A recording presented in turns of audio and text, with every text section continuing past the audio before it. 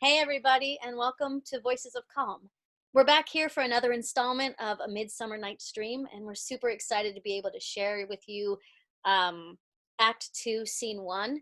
And one of the beautiful things that we are really appreciative of during this crazy time that we're going through is to be able to come together and share our stories with you, share amazing literature like what we have with William Shakespeare. And even for just a small moment, we can escape from the scary craziness that's happening and just enjoy some beautiful poetry, beautiful imaginative worlds that we can just dive into. And we're going to do that for you right now. First, before we do that, I'd like to say from all of the cast, a huge thank you for PlayShakespeare.com, who have curated all of the scripts. We couldn't have done this without you. We're so grateful. It is so masterfully well done and put together. So thank you for allowing us to use that. And by the way, I'm Andrea Ems, for those of you who don't know me, and I'm in California. And speaking of introductions, I'm going to pass it over to my good friend, Adam Barr, and he's going to introduce the rest of the cast.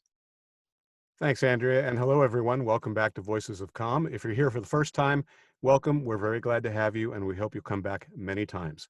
Our play is now well underway, and we've reached Act 2. And did you ever have the feeling that the world is organized and engineered by unseen forces? Well, so did Shakespeare, especially the woods near Athens.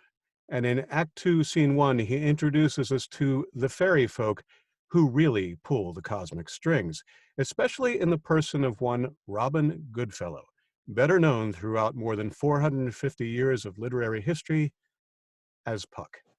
Let me introduce you to our cast. I'm your narrator, Adam Barr, in New Jersey.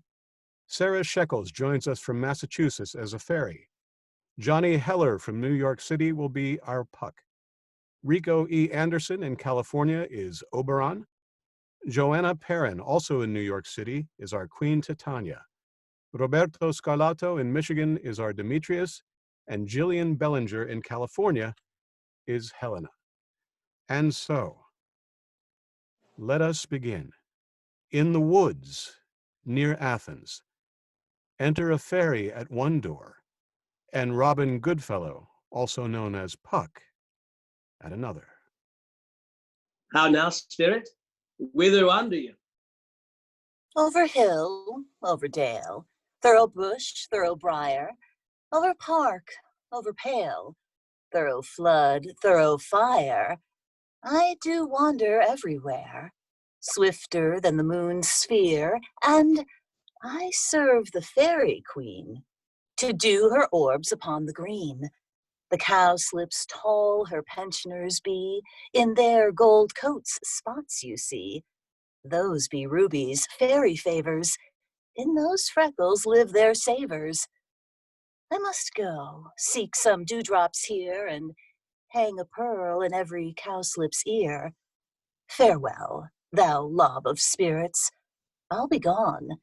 Our queen and all her elves come here anon. The king doth keep his revels here tonight. Take heed the queen come not within his sight, for Oberon is passing fell in wrath, because that she, as her attendant, hath a lovely boy stolen from an Indian king. She never had so sweet a changeling, and jealous Oberon would have the child, knight of his train, to trace the forest wild. But she, perforce, withholds the lovely boy, crowns him with flowers and makes him all her joy. And now they never meet in grove or green, by fountain clear or spangled starlight sheen, but they do swear that all their elves for fear creep into acorn cups and hide them there. Either I mistake your shape and making quite, or else you are that shrewd and knavish sprite called Robin Goodfellow. Are you not he that frights the maidens of the villagery? Skim milk and sometimes labor in the quern, and bootless make the breathless huswife churn, and sometime make the drink to bear no barm, mislead night wanderers, laughing at their harm.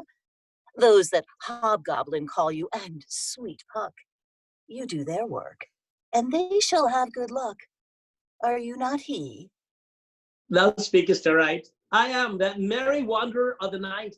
I jest to Oberon and make him smile, when I a fat and bean-fed horse beguile. neighing in likeness of a filly foal, and sometimes lurk I in a gossip's bowl, in very likeness of a roasted crab. And when she drinks, against her lips I bob, and on her withered dewlap pour the ale. The wisest aunt, telling the saddest tale, sometime for 3-foot stool mistaketh me. Then slip I from her bum, down topples she, and Taylor cries, and falls into a cough. Then the whole choir hold their hips and laugh, and waxing in the mirth and knees, and swear a merrier hour was never wasted there. Rude fairy, here comes Oberon. And here my mistress, would that he were gone. Enter the king of fairies, Oberon, at one door with his train, and the queen Titania at another with hers. Ill met by moonlight, proud Titania.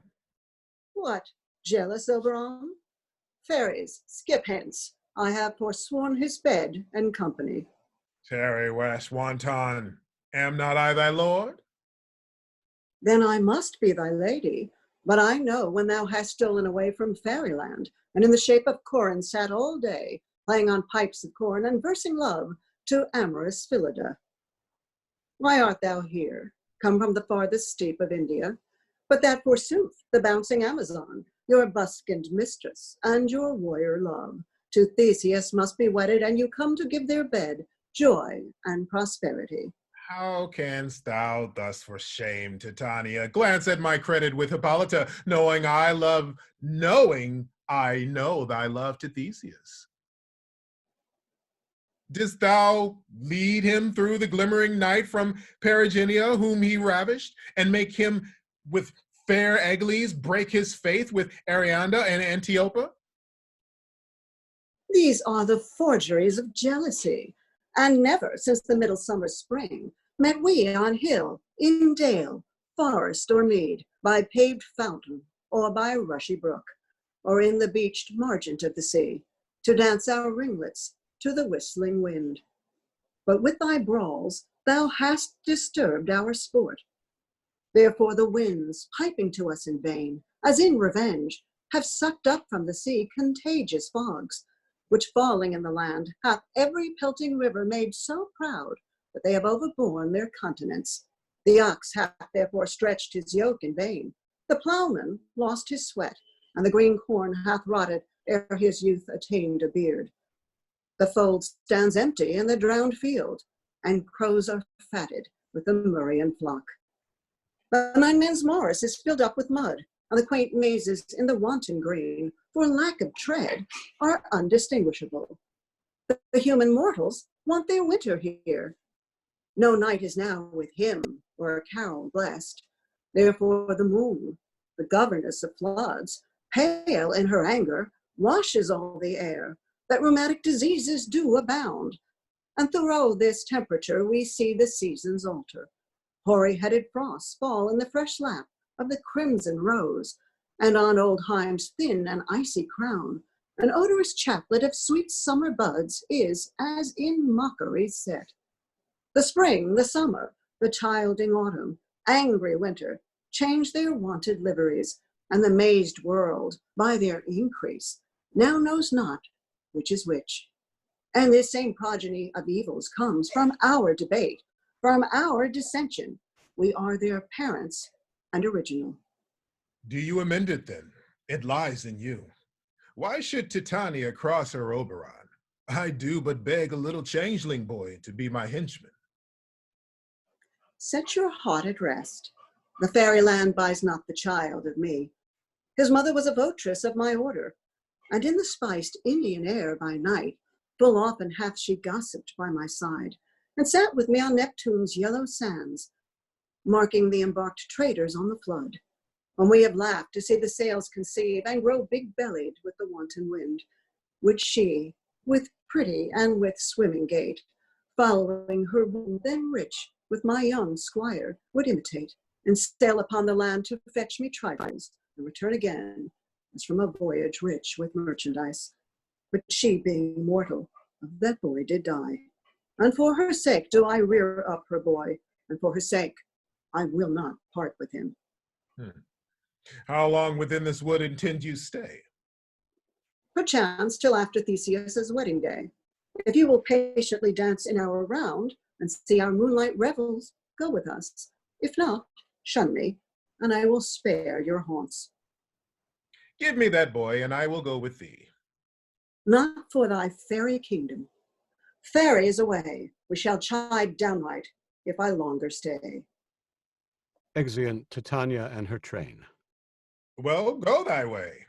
Thou shalt not from his grove till I torment thee from this injury. My gentle Puck, come hither. Thou rememberest since once I sat upon a promontory and heard a mermaid on a dolphin's back uttering such dulcet with an harmonious breath that the rude sea grew civil at her song, and certain stars shot madly from their spheres to hear the sea maiden's music? I remember.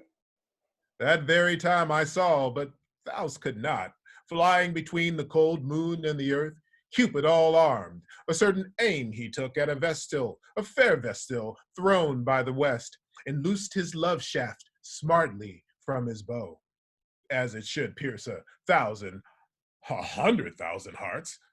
But I might see young Cupid's fiery shaft quenched in the chaste beams of the watery moon, and the imperial vortress passed on in maiden meditation, fancy free.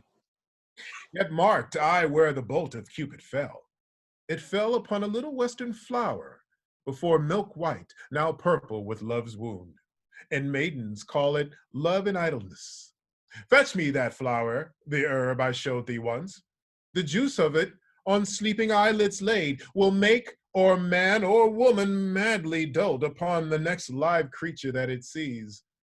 Fetch me this herb, and be thou here again, ere the Leviathan can swim a league.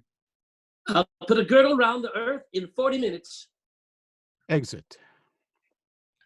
Having once this juice, I'll watch Titania when she is asleep, and drop the liquor of it in her eyes.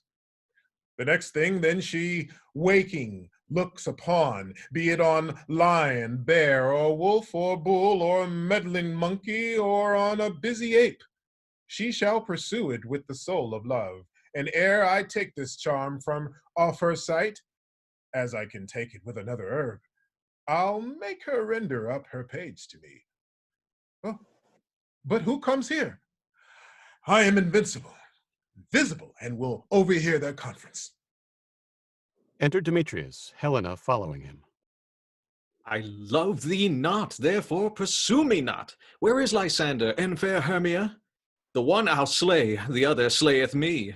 Thou toldst me they were stolen unto this wood, and here I am, and woed within this wood, because I cannot meet my Hermia. Hence get thee gone, and follow me no more. You draw me, you hard-hearted adamant, and yet you draw not iron, for my heart is true as steel. Leave you your power to draw, and I shall have no power to follow you. Do I entice you? Do I speak you fair? Or rather, do I not, in plainest truth, tell you I do not nor I cannot love you? And even for that I do love you the more. I am your spaniel, and Demetrius, the more you beat me, I will fawn on you. Use me but as your spaniel, spurn me, strike me, neglect me, lose me, only give me leave, unworthy as I am, to follow you. What worser place can I beg in your love, and yet a place of high respect with me, than to be used as you use your dog? Tempt not too much the hatred of my spirit, for I am sick when I do look on thee. And I am sick when I look not on you. You do impeach your modesty too much, to leave the city and commit yourself into the hands of one that loves you not, to trust the opportunity of night and the ill counsel of a desert place with the rich worth of your virginity. Your virtue is my privilege, for that it is not night when I do see your face. Therefore I think I am not in the night, nor doth this wood lack worlds of company, for you in my respect are all the world. Then how can it be said I am alone, when all the world is here to look on me? I'll run from thee, and hide me in the brakes, and leave thee to the mercy of wild beasts. The wildest hath not such a heart as you. Run when you will, The story shall be changed. Apollo flies and Daphne holds the chase. The dove pursues the griffin. The mild hind makes speed to catch the tiger. Bootless speed when cowardice pursues and valor flies. I will not stay thy questions. Let me go, or if thou follow me, do not believe, but I shall do thee mischief in the wood. Aye, in the temple, in the town, the field, you do me mischief. Fie, Demetrius. Your wrongs do set a scandal on my sex. We cannot fight for love as men may do. We should be wooed, and we're not made to woo. I'll follow thee, and make a heaven of hell, to die upon the hand I love so well. Exit. Fare thee well, nymph. Ere he do leave this grove, thou shalt fly him, and he shall seek thy love. Enter Puck. Hast thou the flower there? Welcome, wanderer. Aye, there it is. I pray thee, give it me. I know a bank where the wild thyme blows, where oxlips and the noddling violet grows, quite over canopied with luscious woodbine, with sweet musk roses and eglantine. There sleeps Titania some time of the night, lulled in these flowers with dances and delight. And there the snake throws her enameled skin, weed wide enough to wrap a fairy in. And with the juice of this, I'll streak her eyes and make her full of hateful fantasies. Take thou some of it and seek through this grove. A sweet Athenian lady is in love with a disdainful youth. Anoint his eyes, but do it when the next thing he espies may be the lady. Thou shalt know the man by the Athenian garments he has on, affected with some care that he may prove more fond on her than she upon her love. And look, thou meet me ere the first cock crow. Fear not, my lord, your servant shall do so. Exeunt. We'd like to thank you for listening to this scene from A Midsummer Night's Dream. We'll be doing the entire play for you. We hope you listen. Voices of Calm is set up to help be a voice of calm. I don't know if you can hear outside in Manhattan right now. 7 o'clock, we're all cheering the first responders, the people on the front lines fighting this hideous disease that makes us all prisoners of our homes, but not prisoners in the sense that we can't reach out. We can do this. We can share literature, share drama, share joy. I encourage you all to pay attention to Voice of Calm, to join us, to join the rest of the Midsummer Night's Dream cast, and also to have Zoom meetings with your friends and family from afar and get together. The technology exists for us to get past this thing. I hope we all do, the cast, and I thank you very much for listening. Hope you'll stay tuned for the rest.